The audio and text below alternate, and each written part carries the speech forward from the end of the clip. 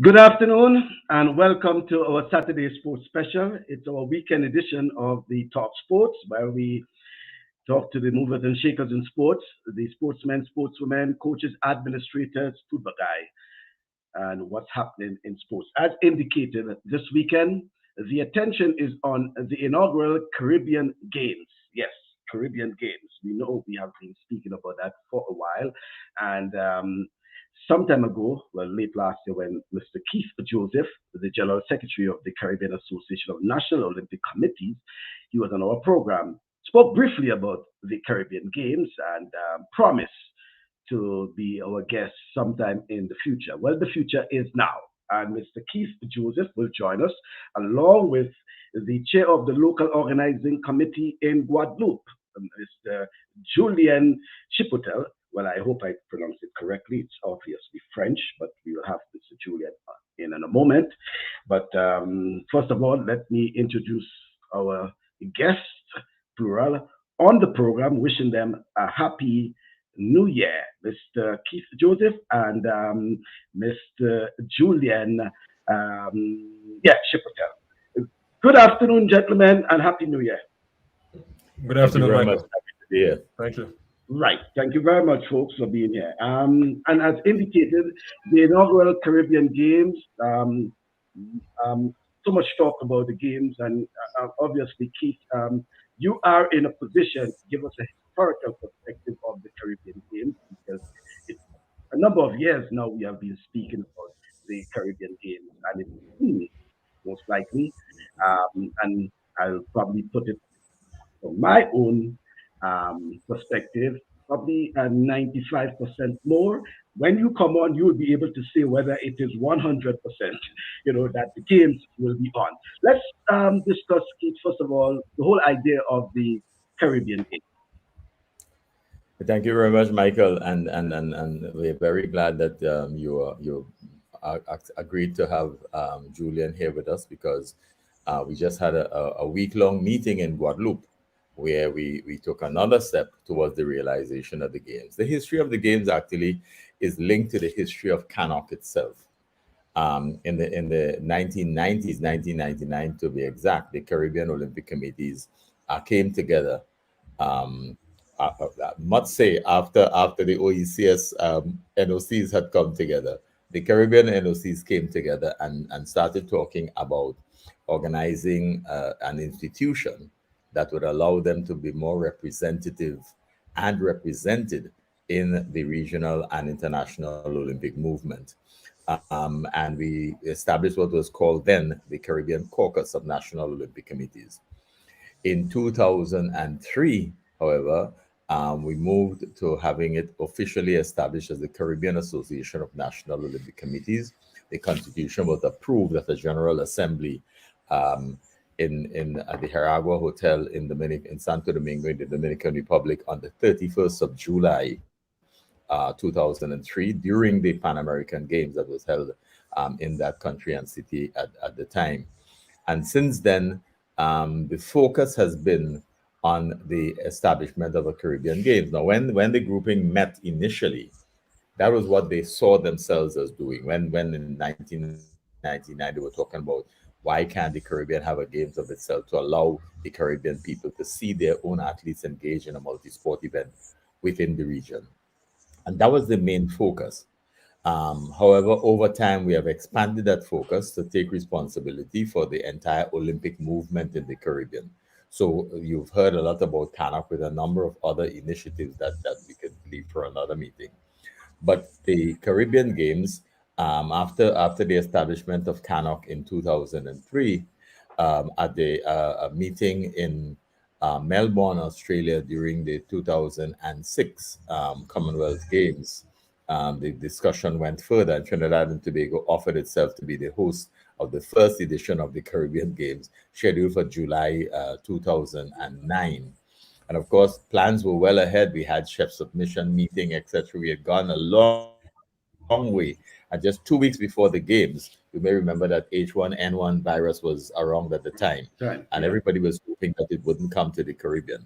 And sure enough, we were having in Trinidad and Tobago a test event in volleyball And Trinidad and Tobago, one of the teams that came there was Suriname, and there were three Surinamese athletes who tested positive at the time, and therefore the whole grouping of volleyball teams that were there had to be treated.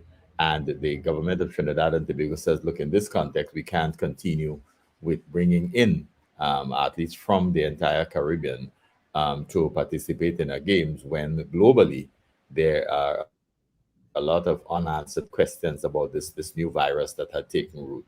And so, with just 2 weeks to go before the official opening ceremony, those games were cancelled.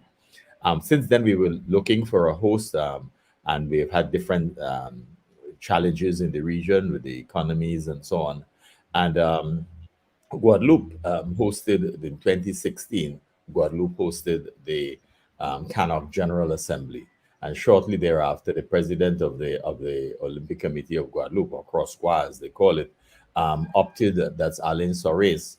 He opted to offer Guadeloupe as the host of what would be the inaugural Caribbean Games. This was scheduled for last year, actually. But what happened in the latter part of 2019 and all of 2020 with the coronavirus, that put paid to any plans that we have. And rather than saying, as happened after Trinidad and Tobago in 2009, we're canceling, Guadeloupe held the fort and says, look, I mean, we are committed to doing this thing, and we just postpone it by 1 year. So instead of starting 30th June to 4th July, as was going to be the case in 2021, it is from the 29th of June to the 3rd of July 2022. And I can tell you that we're doing a tremendous amount of work, and we feel confident the games will take place this year. Okay. Well, so that means it's more than the 95% that I am suggesting. I'm glad hearing that from you. We'll come to Julian in a while, but if you mind telling us, Mr. Joseph, seven, starting off with about seven sporting disciplines. Why seven, and how did the organizing committee arrive with the seven sporting disciplines? When Cano conceptualized the games, we said because the CAC Games, which is the oldest multi-sport games after the Olympics and started in 1926, they started off with just five sports as well. And we're saying we're a group of small islands. We all have small populations. And it's better for us to start small. And so we said a minimum of five, a maximum of 7 or 8 sports was what we were looking at. And so we insisted in that there must be athletics because that's the strength of the English-speaking Caribbean. There must be swimming, and there must be netball, an all-female sport at the time. Of course, that is changing. So those were the three that we put. So even though we said five to start with a maximum of 7, we insisted that 3 core sports must always be on the program. Now, when Guadeloupe offered to host, we were very surprised when Guadeloupe included netball because we knew at the time that they didn't play netball in Guadeloupe. But it's because of Guadeloupe's commitment to CANOC, because they never questioned whether or not netball should be included because they had the constitution and they knew they were members of an organization that had said netball should be a core sport.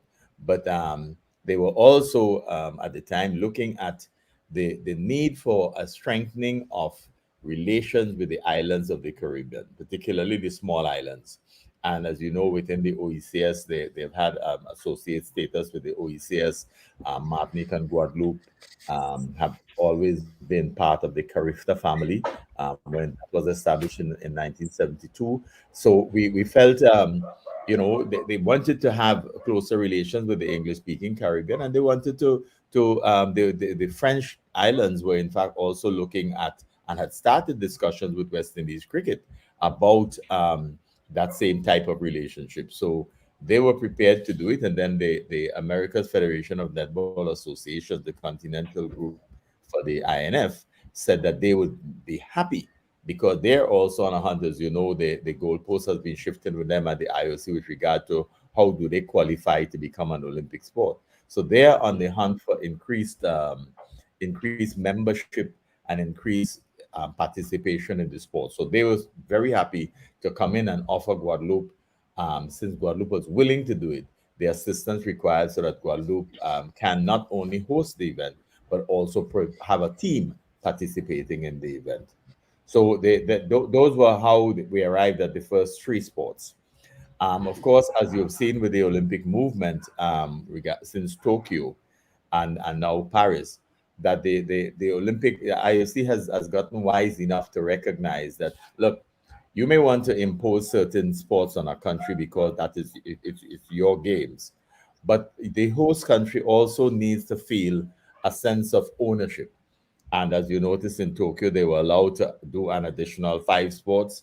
In Paris, they will be allowed to do an additional between 5 and 7 sports. And so Guadeloupe had the right to choose some sports that are popular in Guadeloupe, and which would also give them a good home ground advantage.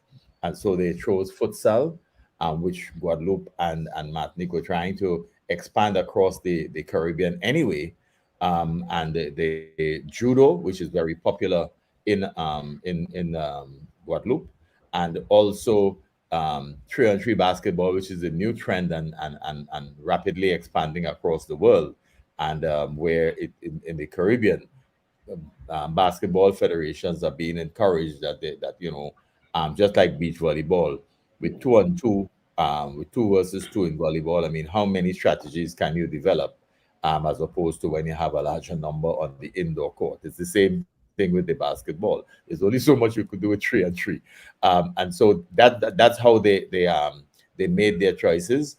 And of course, cycling is very popular in Guadeloupe and in the Eastern Caribbean, as you know, and of course, road cycling in the Spanish, French, and English-speaking countries. And that's the way they went about choosing it. And CANOC readily approved, giving them the benefit of judo and futsal, and knowing that the cycling and basketball were sports that the rest of the region is enthusiastic about. So, Julien, now it's your opportunity, and welcome once again. Let's hear from you what's happening on the ground in Guadeloupe, now that Guadeloupe has the mantle and will now try to execute what hoping to be a successful inaugural games. How are things on the ground, Julien? Hi, Michael. Well, first of all, thank you for having me on the show. Well, right now basically is the last let's say racing line, before the big event in June. As Keith was saying at the beginning, so we really got into the really operational side of things with the event. Last week we had of course the CANOC executive, but we had also the technical delegates, of the 7 sports on the program. So it was a huge opportunity for us because it was the first time, because of the COVID situation in the region, it was the first time that actually the technical delegates were meeting with the local organizing committee, but more importantly with the local federations, in Guadeloupe, and to meet the local officials here on the ground. So of course it was a good opportunity also for them to visit all the venues, on the island that would basically be used as for the competitions. And well, of course, as any event organization, it was a good opportunity for us to deal, with some to discuss about some maybe some difficulties that we have with CANOC executive, and to see how to solve them, to have a successful game. Okay. And talking about the successful games, and you mentioned the challenges regarding the COVID. So how do you think the organizing committee is in a position to execute a very successful game with these challenges? Things are not normal, things are not usual. There's so many hurdles, including not just the COVID, as we say, but even the logistics of getting participants, getting competitors to Guadeloupe during that period. Well, yeah, I mean, I would say that, COVID itself was a big challenge maybe last year because we didn't have any, let's say, any event, that we could look at to say, okay, it's possible or it's not possible to have a multi-sport event, with COVID, with a pandemic going on, worldwide. Right now, we can, I mean, we have some examples, I mean, Tokyo and some others, Cali, we were in Colombia a few months back. So, I mean, we know that some protocols have to be in place. Of course, each country has its own rules in terms of access, in the country. So most of the time, you need a PCR or an antigen test. So I mean, of course, this is something that we cannot, let's say, escape, because that's the rules, that's the law. And then it's on, it's upon us, to develop a proper protocol, for the organization in terms of isolating, an athlete that could be positive at some point, to test, to track and to trace. Basically, we have now a lot of events that went on with COVID. Of course, we are supported by the French government, so of course they're helping us in that matter with the health authorities. So I would not say that COVID itself represents a big challenge. The only thing is that, of course, we don't know how the situation will be in 4 months. That's something that before COVID we always thought that, I mean, unless there would be, like, I don't know, a war or something. That's not something that we had in mind. Now we know that, with all the variants and everything, anything can happen. But this is what we do at the local organizing committee. We have to be prepared for any situation. So yeah. Mhm. And tell us the sort of numbers that you expecting. What are the preliminary figures you have regarding Yeah. the participation? Yeah. So in terms of athletes, we're expecting 800 athletes. I should say also that we were really, I mean, not surprised. I mean, yeah, we're surprised, but in a good way, because when we received the first version of the team size calculator, basically, it's like an estimation of the size of the delegations. We were up to more than 1,000 athletes. So it just shows, how committed all the CANOC members and the Caribbean community is to the games, that they really want it to happen, and they want to bring athletes into Guadeloupe. So, I mean, but at the end, we will have 800 athletes, a bit more than 200 officials, and I would say maybe 200 also, or a bit less than VIPs, that's more than 1,000 people coming to Guadeloupe just for the games. And of course, we hope that this will bring some of the people, just curious people that are passionate about sports in the region. Guadeloupe is a very touristic island, mostly for Europeans, now a bit, also for North Americans. But let's say the regional tourism is something that our tourism board tries to develop. And I believe that the Caribbean Games in Guadeloupe would be a good, way to improve this. Mhm.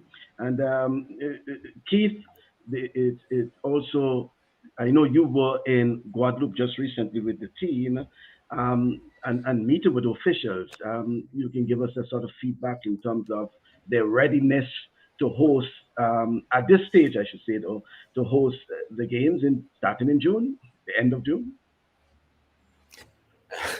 Guadeloupe is ready, and Guadeloupe will be ready. The meeting that we had, actually, he mentioned, we CANOC had put in place what we call a review committee, which is a grouping of technical people with the technical know-how on organizational know-how in preparing a games. That group is headed by Erskine Simmons out of Barbados.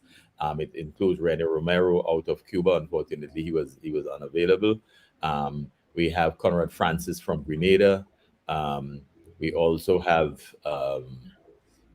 Susan. Suzanne Garcia from Martinique. So they have been in constant collaboration since being established with the organizing committee, and they are the CANOC's eyes and ears, and have been over the last few years. Additionally, we had the technical directors appointed by each of the sports on the program. So as Julian explained, they all met, looked at the facilities, critically analyzed them, and came back after the site visits to determine how is this going to work. Are the facilities ready? Yes, they are. Do they have the requisite ancillary facilities? Yes, they do. In a few instances where they lack them, we are sourcing them, and we feel confident that they will be available. Netball, of course, will be indoors, and that requires some tweaking of the equipment. We know where the equipment is, and we try to get it. Uh, the social media is particularly active now. We've met with government officials there. As you know, they have a department, and then they also have the regional government, and they have the support of Paris 2024. So it's not that the local grouping is left on its own. It is all of us involved in that, and also one of their educational institution, CREPS, has an established high performance training center, and they are also encouraging people to come there during the games. In fact, they have a program relating to the games and games management during the games. In terms of the populace, I think that the population in Guadeloupe is energized, that the young people in particular would be keen on being part of the sports. The governmental support is growing, it is increasing, and we think that private sector support will also roll in as they become more and more aware of the way in which the events are going, and the fact that it is an under 23 tournament is the next generation of athletes, and it's an opportunity for us to see some of the athletes who with the Olympics just 2 years away would be competing for their respective countries in their Olympic qualifying. So there is a sort of gradual approach to the Caribbean, understanding and appreciating that the games are on. Julian made the point of the responsiveness of the Caribbean Olympic committees to participation. You know, they wrote each and says, "Can you confirm that you are coming?"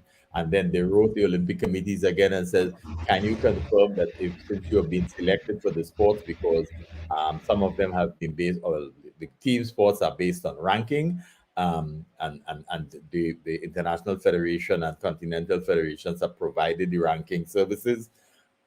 Those teams that have been ranked have been invited, and they've all said, yes, we are coming and participating in the event. So there is a reliance on the NOCs of each of the participating countries to energize their own people about the games.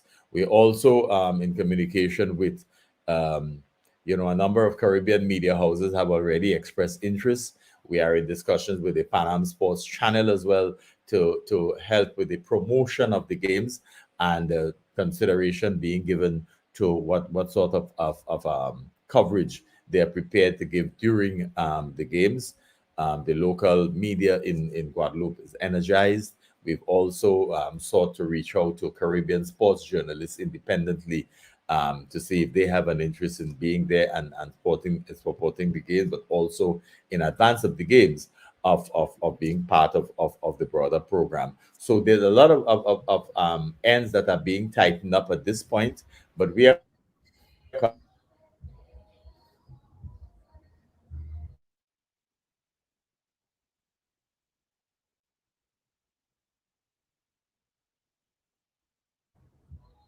Mm. Keith, I think we may have just lost Keith there. Julian, I think we may have Yes. just. confident that Oh, yeah. Keith, go ahead. sorry. Yes. Yeah, You I were think saying? that you and I know about it. That we always go to somebody else's games. Oh, Um, yeah. and if we want to see our athletes perform, we have to go to those games, right? It is time we as a Caribbean people take ownership of our sporting involvement, and allow our people to see our Caribbean athletes compete at home, and to have people from outside come in and see where is the nursery, where do these talented athletes come from? Come and see how we do it in the Caribbean, and the facilities that we use to get our athletes prepared to become world beaters. Well, um, let's say good afternoon to Susan Garcia. Greetings from Martinique. Good afternoon, Susan. And you know, Susan. Michael, Susan is the Susan we were just referring Yes, to as I member of know. the review committee. Right. And Susan has been involved in, regional sports, I should say, for many, many years, whether it's Guadeloupe, whether it's Martinique, whether it's Trinidad and Tobago, just say Susan, and Susan will be there. Kathy Hall is saying, Keith, after so many challenges over the years to make this happen, I'm so glad that it is now a reality. Good afternoon to you, Kathy. And speaking about Susan, speaking about Martinique, both gentlemen, both of you gentlemen, we know the French dance, Guadeloupe and Martinique, they have hosted, it's not the first time they have hosted regional, well, Carifta games in particular, I want to say. So the whole issue of the logistics, transportation, etc., should not be so much of a problem. But you dare to share with us how we can ensure the public that getting to Guadeloupe, if, for instance, as a tourist, if a spectator, getting to Guadeloupe can be very easy. Well, yeah, I mean, of course, as you know, we've been a bit on our own in terms of, I mean, not on our own, but really focused on the French Caribbean islands, so Martinique and Saint Martin in terms of like airline connections. I would say that it has been, there have been some changes in the recent years. So I mean, we have direct flights. I mean, not direct flights, but we have regular flights to and from Barbados right now. From Dominican Republic as well, from Saint Lucia, of course, Dominica. I mean, Keith could talk about it. He's coming from Saint Vincent and the Grenadines, and with a connection to Barbados, it was quite easy for him to come. I believe that those islands that I just mentioned would be, the main hubs, for the CANOC members. But also, I mean, maybe not related to the public, more for the athletes. But we've been, talking with an airline here in Guadeloupe that has basically the best network, the flight networks, in the Caribbean, so that we could have chartered flights, for the countries that are not usually commercially, connected directly to Guadeloupe. So this is something that we want to offer, to the Olympic committees. Of course, right now we are more connected to the south, let's say, of the Caribbean. When we go to the north, I mean, except Dominican Republic and Saint Martin, it's a bit more complicated. So we're looking at, solutions basically to offer to the even to the public, at some point, because we're working also with a travel agency. So I mean, the more basically, I mean, their goal is to fill their charter flights. So if a delegation, cannot do it, but they are sure that they can bring, half in public, then that would be the best solution for them. Mm-hmm. And Keith, what's the hope for the future once there is a successful 2022 games? How often do you see us hosting such an event? I think that the ambition is to have it every 4 years, and to stay in the odd year, rather than the even year, largely because we have a larger window of opportunity in the odd year to have the games. And if thing goes according to plan, then you would have the Caribbean Games perhaps in the future becoming, once we keep it at under 23, a qualifier for the Pan American Junior Games, which will also be in the odd year. So if we keep that kind of cycle, but interestingly, we've been talking about looking at the Caribbean. One of the things, and Kathy would appreciate this too, because she's been long in boxing and other things, is that we need to be showing the rest of the world that we can think creatively. The possibility of two countries, neighboring countries, agreeing to host the games, if we believe that the population size in any one country may not facilitate an expansion of sports to, let's say, 10, but we can have 5 and 5. So those kinds of things we need to creatively look at, because we do have the talent, we do have an increasing number of facilities being made available. Trinidad and Tobago is now looking at whether it can offer itself up as an Olympic training center for the Caribbean because of the number of facilities that they have, and also the Olympic cluster that they have in central Trinidad with cycling, swimming, football, and so on in one arena. So that's what we are looking at presently, and we're hoping that as this model unfolds, because we've said to Guadeloupe, look, you need to chronicle your history, and CANOC will do the same in terms of how we got to this point and the experiences that have occurred, and consequently utilize that as to create a template for small countries in the region that may want to come together or independently to host the games in the future. Okay. I have some comments and questions, so I'll just put them up, and then you'll come back and respond to them. Well, Susan is saying Air Antilles has direct flights to Antigua now also, and she also said, not once, these games will be successful. Hope to see you there, Michael Bascom. Alana John is saying this is an under 23 game, so why is it athletes who are in their teens cannot compete? Well, Keith and them will come Let me respond to that very quickly, Michael. All right. The thing is that, as you know, international federations have limits. You can make a case when the international federation sets the limit. So they say under 23, and they may put 18 years as the lower limit.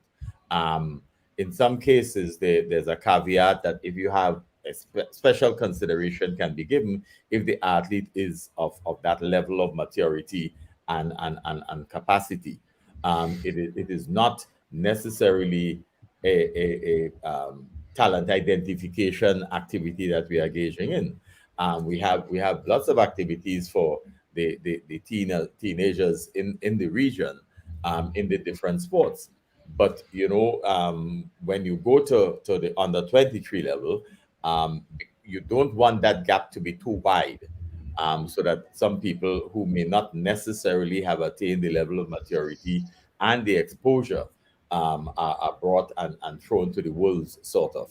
So yes, if countries have specific cases and that they wish to make, then the technical delegates of the respective international federation will make that decision, take on board, and determine whether or not they would want to do that. But all of the sports are using rankings.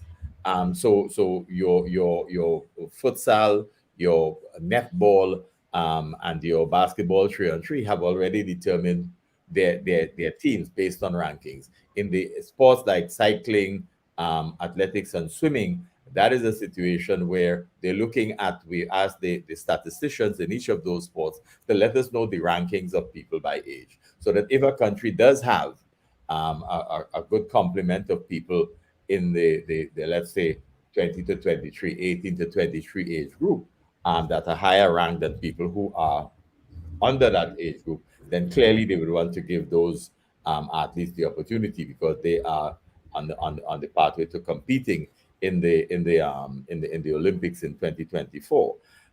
Bear in mind too that you also don't want to push people too early into a level of competition in a higher age group and a more mature level of competition than before they are ready for it. There are some sports, however, like gymnastics, as you know, and sometimes swimming and some others, where the age group is much younger. Yeah. But we're not doing gymnastics, and we're looking at whether or not we will get requests from countries for younger people in the swimming if their countries do not have older cohorts. Okay, so I have some more comments then there's a question for Julien, then there's a question for Keith. So let me go to the comment. There's a comment here. The comment here is, I agree with you there, Keith, on providing the opportunity for our athletes to compete regionally, where we can get the rest of the world to come and see us perform at home and in our backyard, which we know can provide tremendous benefit financially psychologically, and marketing opportunities. Talking about marketing opportunities, that question will be, I think, Julian, if you wish to, do the games have good sponsorship support, and who is your major sponsor? Well, right now, I mean, we're finalizing contracts, I would say. Obviously, the last year we thought that we would launch our marketing and communication campaign, but with the situation of COVID, on the island, it was actually a bit worse than in 2020. So we are actually officially launching our marketing plans and communication, tomorrow, 150 days before the games. So we hope, we are confident that, I would say, in 2 weeks, 2-3 weeks, at least in February, we could announce the major sponsors. So this is like ongoing talks. Of course, the situation in Guadeloupe is a bit different. We are a small island, so it's complicated, to have huge funds from the private companies. But we've been receiving a lot of calls, especially since last week. Because of course, once the CANOC was on site and the technical delegates and the media, came around, people started to call us back. So there are ongoing talks. We are finalizing contracts, like I said, of course, with one of the airline company. We have also a bank we're talking to. We are actually talking also with CANOC, with another potential sponsor. So I would say that we have huge support in Guadeloupe. Guadeloupe is the slogan, the emblem of Guadeloupe is the land of champions. So this is a population that loves sports. So yeah, in the month of February, we are confident that we're going to announce, I would say, 2 or 3 sponsors. Mm-hmm. Well, Julian, you said Guadeloupe is a small island. Well, how small Guadeloupe can be? Grenada is small, eh? Vincent is small, eh, Keith? So I mean, Guadeloupe is larger than those. A question for you, Keith. Looking at the future of the Caribbean Games, do you feel, Mr. Joseph, that we may have to go the route of having multiple host countries in the future, given that Caribbean governments may not be able to individually host these games, given the financial effects of the pandemic? Thank you very much, Ryan. The issue there, you're absolutely correct. And that's one of the things I mentioned earlier, looking at 1 or 2 countries hosting it, if we're going to expand the number so we can have it over a number of weekends. And because also some countries don't have the population size or the facilities to host many more events. So it is possible, yes, to I know, I was mentioning earlier that Trinidad and Tobago does have this center that it has created in Cuba with multiple sports in close proximity.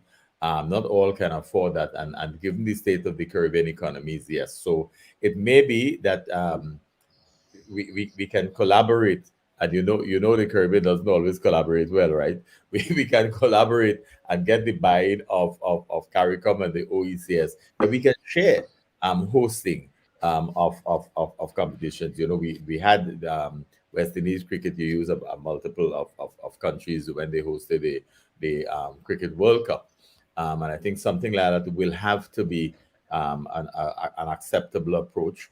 And it's the way even large international agencies are now looking. I mean, several the European championships, as they call it, because they already have a European Games, where in 2018 they had 7 sports split between Berlin and Glasgow.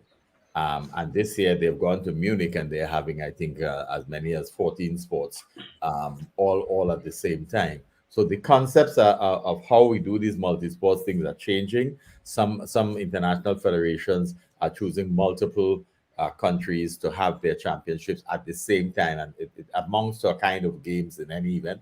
And I think we, as small countries in the Caribbean, with our economies, small, open, and vulnerable as they are, have to look at those kinds of models. I think we have to be creative. I'm also hopeful that the fact that the University of the West Indies has started a faculty of sport, that we can have a number of research projects that allow us to look at alternatives to how we do sports in the Caribbean and how we make it more viable as an economic, important source of revenue for the Caribbean governments. There's a lot of talk and has been a lot of talk about sport tourism, but when you look at the region in practical terms, not many have put in place sport tourism policies or sport tourism organizations that are adequately funded to make it worth the while. So there is need for us to have discussions with CARICOM, with the University of the West Indies, with the Caribbean Tourism Organization, and with the Caribbean Association of National Olympic Committees. That, I think, could be a wholesome group that looks at what you're talking about there. Okay. Well, thank you, Ryan, for that. And I had a question which came up, and it has to do with the Carifta Games, but I think it can also be incorporated into the Caribbean Games as well, Keith. And it speaks about the whole management of these games. They said these games, referring to like Carifta Games and the inaugural Caribbean Games. But it says if corporate Caribbean, let me just go back. The issue or concern was raised by Jamel Lane. It says, if corporate Caribbean is to invest in games, it is time for the governing body to breathe new life and vision into the production, improve media coverage, branding, and scheduling that runs on time. Why is there not a dedicated Carifta Games website? This would provide easy access to the history of the games, records of sincerely winners, live results, and other important information. Keith, you wish to... Thank you very much. And that is in the works. First off, as you know, Carifta started ostensibly and a cohort of Caribbean sports at track and field aficionados at the time. Destiny Noel and others were involved in starting that event. But Carifta was left to each individual country that wants to host it, just put up and say, look, we want to host it. But there was no coordinating institution. What we have done over the past few years is to locate Carifta as a product under the Area Association, which is NACAC, the North American, Central American, and Caribbean body. That now has responsibility for, it is one of NACAC's annual championships.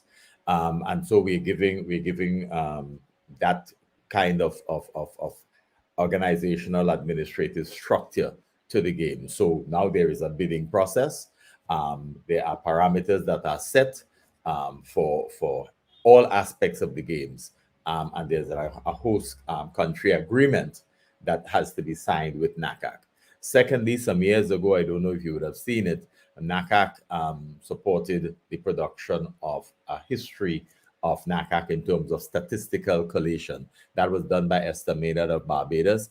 And just while we were in Guadeloupe, because Esther is the technical delegate for athletics for the Caribbean Games, we were talking about updating that booklet, and she's also talking about doing that kind of digital history that you are referring to about Carifta. The website is going to be part of the NACAC website, and that is where all of our records will be. There is talk currently ongoing between let's say NACAC, which is mainly athletic and which is athletics, and the government of the Bahamas, where the current president of NACAC, Mike Sands, is resident. There is discussions with the government of Bahamas as to whether it is they have an interest in creating a permanent home for NACAC, so that rather than having things move around to where the next president comes from, there is a regional home, and we'll be selling it as an agency. The same you have an agency for the Pan American Health Organization or any other international institution. And that's the way we are marketing it with the Bahamian government.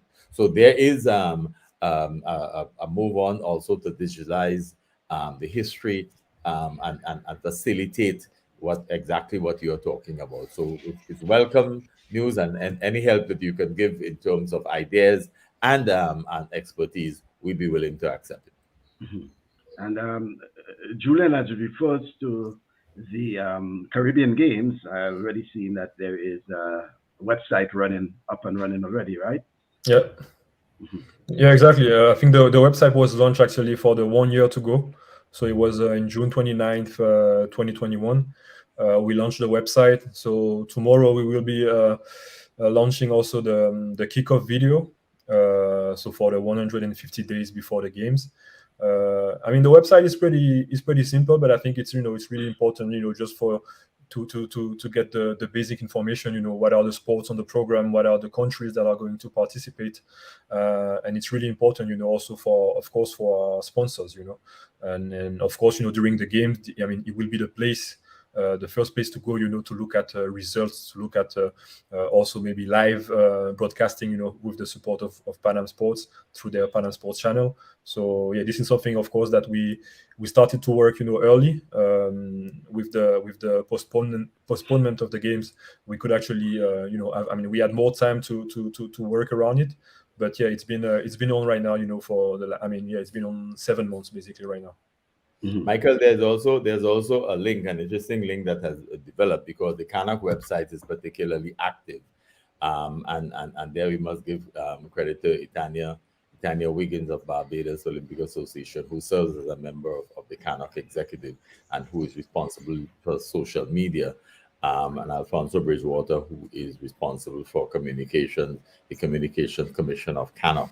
So there's a link now between the CANOC website, canoc.net, with the games website, which is the one that Julien was referring to. And interestingly, we have also linked with the region's website, the regional government's website, which the area that looks after sport and culture. So there is a good interface that is taking place now, so that you can get facts about Guadeloupe from these 3 sites and the collaboration that they are currently having. Okay, and for those who wondering, I just the Caribbean Games website. I think that's the correct link. Yep. And that's the English version, right? Exactly. We have 3 versions. So we have a French one, obviously, and we did also one for English and Spanish, which are basically the 2 main languages of the region. Okay. So talking about Spanish, Keith. So we expecting Spanish-speaking countries to participate as well, based on the numbers. They are members of CANOC. Cuba, Puerto Rico, Dominican Republic. Yes. And then we have our Dutch colleagues as well. Don't forget Aruba and Curacao, Monet. So so initially I think it was saying about 29. That's the number that we're looking at in terms of countries participating. 29 countries. Yeah. Yes, 29 countries. We have, I believe, we have 23 really countries. Keith, you will correct me if I'm wrong. I believe 23 countries and 6, Martinique, Guadeloupe, French Guyana, and I believe it's Montserrat, Anguilla, and Turks and Caicos, which are not, country. I mean, state, as to say. They are linked to the UK and us, to France. But yeah, right. 29 Olympic committees or Commonwealth Games associations. Yeah, and all members of CANOC, Keith, right? They're all members of CANOC, which is sort of important. Keith, I know we have some time still, but I wanted you just a little segue on something, to comment on 2 issues that might be dear to you. One has to do with the recent passing of Fitzroy Checkley, who you know personally, and also the election of Conrad Francis, your good friend, as the president of the Grenada Athletic Association. Yeah, because there's so many Grenadians who are tuned into this program. Yeah, Checkley was a unique character, and but in the midst of all of his enthusiasm, ebullience, and familiarity with everybody, he had a special place for athletics, and it was not the same whether it was Checkley coming with a broad Panama hat that would cover half of his body, or whether it was Checkley taking out the microphone and deciding that this was the time to say something that's really funny that would capture the imagination of everybody present. Checkley was a known character in Grenadian sport, and more particularly in track and field. And so, we all know that we have to go at some time. The timeliness is not our decision, really. But I think that those of us who knew him, those of us who are associated with him in any way, and he associated with us in any way, would have fond memories of him. There wasn't any rancor, any desire to if he did get upset, it would not last very long, and it would always end in some sort of something humorous.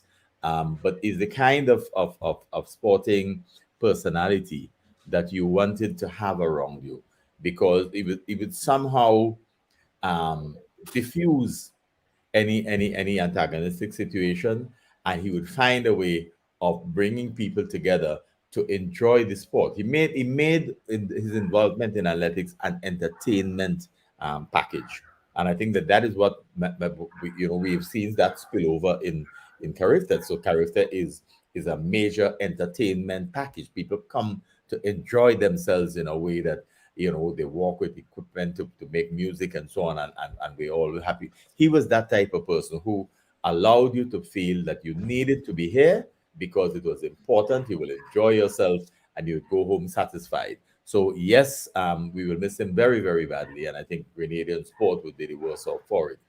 In respect of Conrad, actually Conrad was with us in Grenada, in Guadeloupe, as a member of the review committee, and we were talking about him running and about his chances of getting in there. Conrad has been, well, I mean, we know Conrad from the time Conrad was an athlete. And when we had the Whitsuntide Games during the period of 79 to 83, Conrad would often come back from Cuba to compete in the middle distance events. Conrad has always been a charming character. We used to like to see Conor run because he was so smooth. He was silky smooth, and but he moved on to becoming a coach, an outstanding coach, to becoming a sports officer, to becoming director of sports, and at one stage, at the regional level, he headed the Central American and Caribbean Athletics Confederation Technical Commission.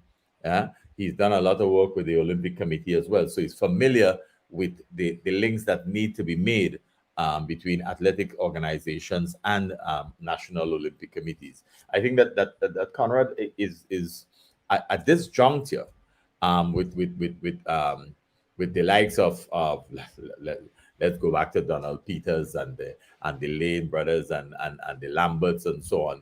It's part of a continuum that has allowed Grenada to lead into our 400-meter indoor world champion, twice indoor world champion Francique, and then to our friend current 400-meter specialist Kirani James. And while I'm saying that, I understood that we also lost Dekoto some time ago, who was also an interesting young athlete on the rise, and who had his time. But the thing is that Conrad has been part of the transitioning, first as an athlete and then as a technical official, and now an administrator. And so we wish him well. His responsibilities on the review committee was not by accident. We thought that he was a person that had enough experience in hosting events to have wanted to have the benefit of his expertise on the review committee. I think he understands his role with regard to the realization of the games in Guadeloupe, and we expect that he would bring to Guadeloupe a very strong track and field team. Yeah. Well, talking about the vibes and all what you described with Checkley there. Susan is saying that, and that's what the Caribbean Games 22 will bring: Caribbean vibes and fun. Do you gentlemen agree? Yes, of course. Yeah, of course. Caribbean vibes and fun. Julien, tell us what one can expect, not just as a participant, but probably as a spectator as well. Yeah, I mean, this is something that we discussed actually last week. I mean, we want those games to be our games. Caribbean games. So it has to be fun. It has to be colorful. It has to be, it has to contain some music of course, some good vibes. I mean, this is something that we want to bring to the people that will come visit, even to the people that live in Guadeloupe. You have to know, like I was saying at the beginning, we haven't had many opportunities to be around actually in one place. So many Caribbean people, in Guadeloupe, because we've been, historically, I guess we've been, since we're French, we've been looking at Europe more than our neighboring islands. So this is what we want to bring also to our youth, just to realize that, you have actually nations, around, just in terms, linguistic opportunities. This is something that would be huge, for you to speak English, better Spanish. So we want, to bring the Caribbean vibes definitely to the games. We are not like. It will not be, Pan American games or even Central American and Caribbean games. It will be our games, Caribbean games. So we will definitely, do our best to bring that flavor, and the different type of vibes that we can find in our region. Whether it's Zouk for, from the French Antilles, or Soca, or even Jab from Grenada. I know we can find anything, so that people actually can feel that they are in their games. Like this is our games. Don't forget the food. Don't forget the food. Yeah, of course. Right. So, Keith, you will have the last say now on that. The last few minutes are actually a wrap, and certainly I think folks will look forward to the Caribbean Games. Hopefully we will have a session again where we can discuss, closer to the games. But Keith, from your standpoint, from CANOC standpoint, um, what can folks really look forward to? It appears that we are now, I started off by 95%, but it appears that in the home stretch, we are in the home stretch. Michael, look, we owe a debt of gratitude to Guadeloupe, the people of Guadeloupe, and the leadership of Prosqua, for agreeing to host. But this is a Caribbean endeavor, and all of our Caribbean countries, all of our national Olympic committees and Commonwealth Games Association have to understand that the reputation of Caribbean sports, the reputation of us as administrators, are as important as our reputation as athletes and coaches who have produced these athletes. This is an excellent opportunity for us as the peoples of the Caribbean to understand that historically we've always used sport to put our mark on the world, to put our stamp on the world. When Marie-Jo Perec was winning the 200 and the 400 meters at the Atlanta Olympics, it was the Caribbean. She was running for France, but for the peoples of the Caribbean, this was our girl. She came out of Carifta, just as much as Merlin Otti, and Kirani James, and our friend from St. Kitts and Nevis. That we can identify with these people. They hold our aspirations as a people, and I think that what we want to do with these games is to show the rest of the world that we not only produce athletes that can stand on the world stage, but that our peoples of the Caribbean are the ones who gave birth to these people, are the ones who gave inspiration to these people, are the ones who encourage these people to continue to be our representatives. And so we are the producers of all of these talented people. Let us show the world how we do that production, why we do it, and that it is in our DNA that we are sports people who love sport and who love each other. So that as a Caribbean grouping, it can be a show of solidarity, a show of friendship, and a show of our innovation and creativity.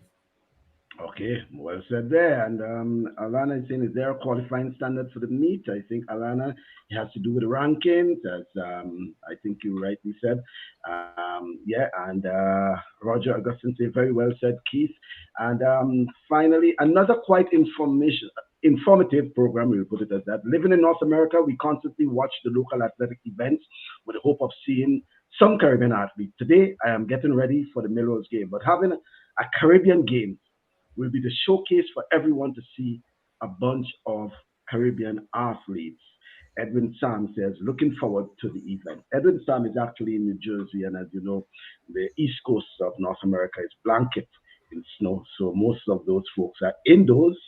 And after we finish that program, after we finish that program, they are now going over to the television for the Melrose games, and there's some other sporting events that taking place that they certainly will be looking forward to. The West Indies cricket also later on, and then there's the indoor track and field meet. So a lot on television for in terms of sports. Thank you, gentlemen, and I hope to have you together again. It has been an informative program, and certainly I know Ryan Bachu from CNC3 got his question answered from Keith, and we look forward to his production probably either later this evening on CNC3 or on Sunday or Monday. Thank you very much, gentlemen. Thank you very much. Thank you, Michael. Thank you very much for this opportunity. Right. Okay then, thank you. So folks, you had it there. So Keith Joseph, he is the General Secretary of CANOC, and certainly always bringing lots of information to you folks regarding the sports, I should say, in the Caribbean. And as always, we try to have Keith again to speak on other issues because it's very knowledgeable on whether it's Caribbean games, whether it's now the Caribbean games. So he has a lot on his plate, and whether it's Olympic games, and Keith has a lot of ideas in terms of the whole reforming. And I know himself and another one, Brian Lewis, and it might be one or two others. They call them radicals. I don't call them radicals. They call them radicals for a reason, because they share different perspectives, and sometimes it's not in line with what the others share. Well, the Europeans and the North Americans, blah, blah, blah. But they try to share the perspectives of the Caribbean. They have the Caribbean at heart, and they try to share it. For many years, we have people that were just towing, okay? And now we have those folks like Keith and others who are saying, hey, no, this is our time. We bring in a lot to the table. We need to have a fair share. And as Mike Sands was saying last week, I know Keith is part of this, putting up the proposal, etc., from NACAC. Hey, NACAC is one of the leading area associations. Well, I hope I say it, regional association, something like that. You were telling me. Yeah, area, yeah. And they bring so much to the table, but for some reason or the other, they get the scrums, they get the least. And so therefore, the task is on people like Keith Joseph and others who have started the process to say, hey, no, this is what we are proposing.